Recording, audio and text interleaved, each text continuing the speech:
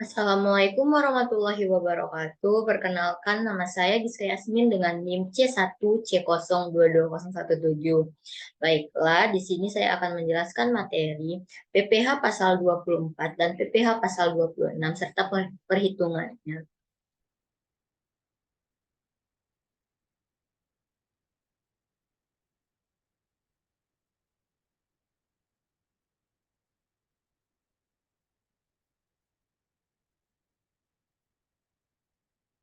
Baiklah, yang pertama-tama kita masuk ke pengertian pada PPh pasal 24. Nah, PPh pasal 24 atau pajak penghasilan pasal 24 adalah peraturan yang mengatur hak wajib pajak untuk memanfaatkan kredit pajak mereka di luar negeri untuk mengurangi nilai pajak terhutang yang dimiliki di Indonesia. Selanjutnya ada batas maksimum kredit pajak. Batas maksimum kredit pajak diambil terendah di antara tiga unsur atau perhitungan berikut ini. Yang pertama, jumlah pajak yang terutang atau dibayar di luar negeri. Yang kedua, penghasilan luar negeri, seluruh penghasilan kena pajak dikali dengan PPh atas seluruh yang dikenakan tarif pasal 17. Selanjutnya, yang ketiga, jumlah pajak yang terutang untuk penghasilan kena pajak atau dalam hal penghasilan kena pajak adalah lebih kecil daripada penghasilan luar negeri. Contohnya, PT Cemara memperoleh penghasilan neto dalam tahun 2018 sebagai berikut, yaitu satu, penghasilan dari luar negeri sebanyak 5 miliar dengan tarif pajak 40%. Yang kedua, penghasilan usaha di Indonesia 4 miliar. Maka jumlah penghasilannya itu adalah 5 miliar ditambah dengan 4 miliar, maka hasilnya yaitu 9 miliar. Batas maksimum kredit pajak diambil yang terendah dari tiga unsur berikut. Pertama, PPh terutang atau dibayar di luar negeri adalah 40% dikali dengan 5 miliar sama dengan 2 miliar. Nah, yang kedua, 5 miliar dibagi dengan 9 miliar, lalu hasilnya dikalikan dengan 2 miliar 250 juta, maka dapat hasilnya yaitu 1 miliar 250 juta.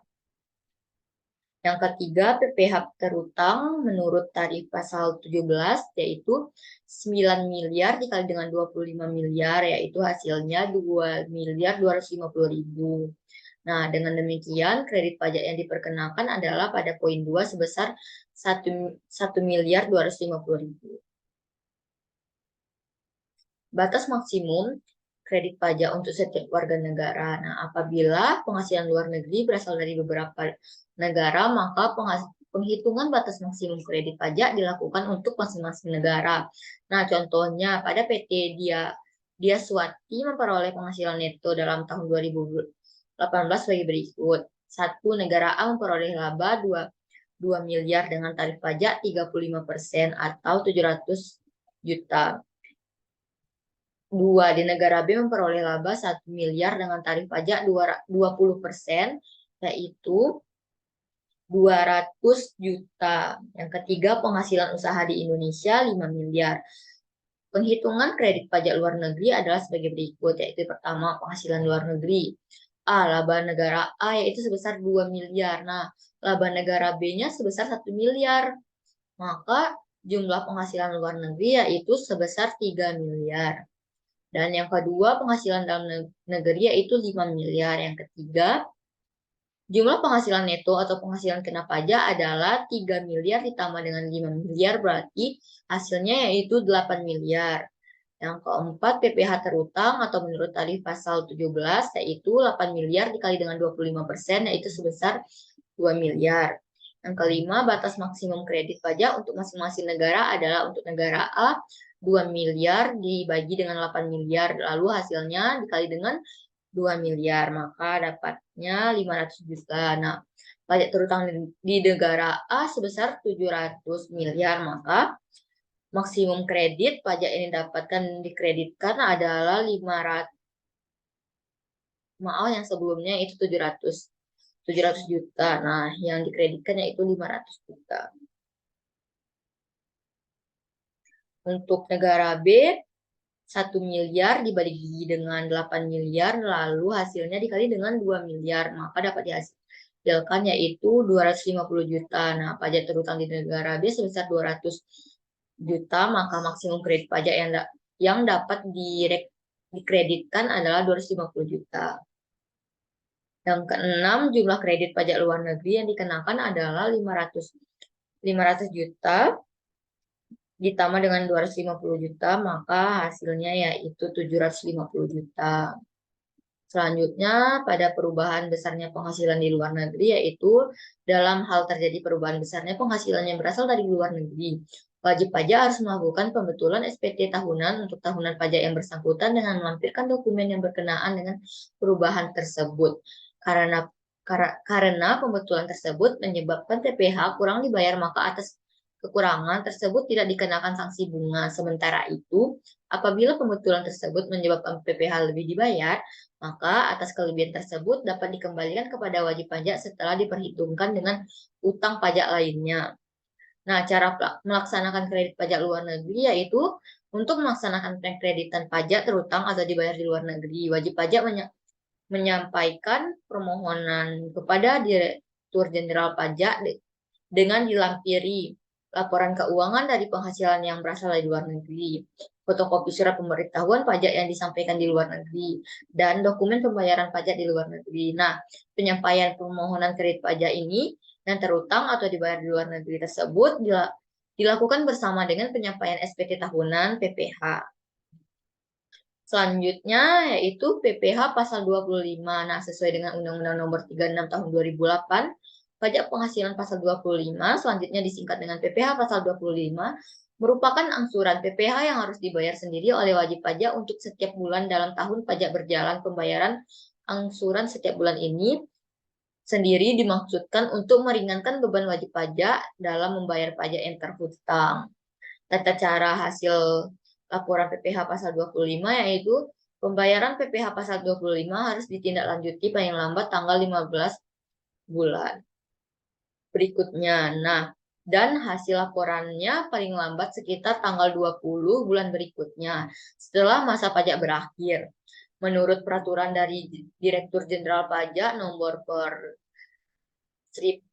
22/PJ/2008 bahwa pembayaran PPH pasal 25 melalui modul penerimaan negara atau MPN dan SSP PPH pasal 25 yang telah mendapat validasi NTPN atau nomor transaksi penerima negara dari bank, maka wajib pajak telah dianggap telah melakukan hasil laporan PPH pasal 22. Tarif PPH pasal 25. Tarif PPH 25 terdapat dua jenis pembayaran angsuran pajak penghasilan pasal 25 untuk wajib pajak orang pribadi atau WPOP, yaitu yang pertama wajib pajak orang pribadi mengusahakan tertentu, yaitu yang melakukan usaha penjualan barang baik grosir maupun eceran seperti jasa dengan satu atau lebih tempat usaha. PPH 25 bagi OPPT sama dengan 0,75% dikali dengan omset bulanan tiap masing-masing tempat usaha. Nah, yang kedua tadi pajak orang pribadi selain pengusaha tertentu yaitu seperti pekerja bebas atau karyawan yang tidak memiliki usaha sendiri. Nah, PPH 25 bagi OPSPT atau penghasilan kena pajak atau PKP yang dikalikan dengan tarif PPH pasal 17 ayat 1 huruf A UU PPH atau 12 bulan. Tarif PPH 17 ayat 1 huruf A UU PPH adalah yang pertama sampai 50 juta maka 5%. Yang kedua 50 juta dengan sampai 250 juta yaitu 15%. Yang ketiga 250 juta sampai 500 juta yaitu 25%. Dan yang keempat di atas 500 juta maka 30% pembayaran angsuran PPH untuk wajib pajak badan yaitu penghasilan kena pajak atau PKP dikali dengan 25% atau tarif pasal 17 ayat 1 huruf B UU PPH. Perhitungan PPH pasal 25 atas angsuran orang pribadi atau badan. Jumlah pajak penghasilan Tuan Dias yang terhutang sesuai dengan SPT tahun PPH 2018. Pada tahun 2018 telah dibayarkan dan dipotong atau dipungut. Yang pertama yaitu PPH pasal 21 yaitu sebanyak 8 juta, PPH pasal 22 yaitu sebanyak 2 juta, PPH pasal 23 yaitu 2 juta dan PPh pasal 25 itu sebanyak 12 juta. Nah, maka hasil semuanya yaitu 24 juta. Dan untuk kurang bayar pada pasal 29 tahun 2018 yaitu setelah nilai terutang sesuai dengan SPT tahunan PPh pasal 2018 sebanyak 30 juta dan dikurangkan dengan semua potongan atau yang dipungut yaitu sebesar 24 juta. Yaitu hasilnya kurang bayar pasal 29 tahun 2018 yaitu sebanyak 6 juta. Nah, besarnya angsuran PPh pasal 25 tahun 2019 yaitu PPh yang terutang tahun 2018 sebanyak 30 juta. Nah, pengurangannya yang pertama PPh pasal 21 yaitu sebesar 8 juta, yang kedua PPh pasal 22 sebesar 2 juta, yang ketiga PPh pasal 23 sebesar 2 juta. Yaitu hasilnya 12 juta. Nah, lalu dikurangkan dengan yang 30 juta tadi. Maka dasar penghitungan PPh pasal 25 tahun 2019 yaitu 18 juta.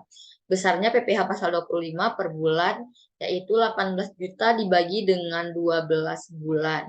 Sama dengan 1.500.000. Jadi Tuan Dias harus membayar sendiri angsuran PPh pasal 25 setiap bulan pada tahun 2019 mulai masa Maret sebesar 1.500.000. Baiklah, sekian presentasi saya. Apabila terdapat kesalahan, saya mohon maaf. Saya tutup presentasinya. Wassalamualaikum warahmatullahi wabarakatuh.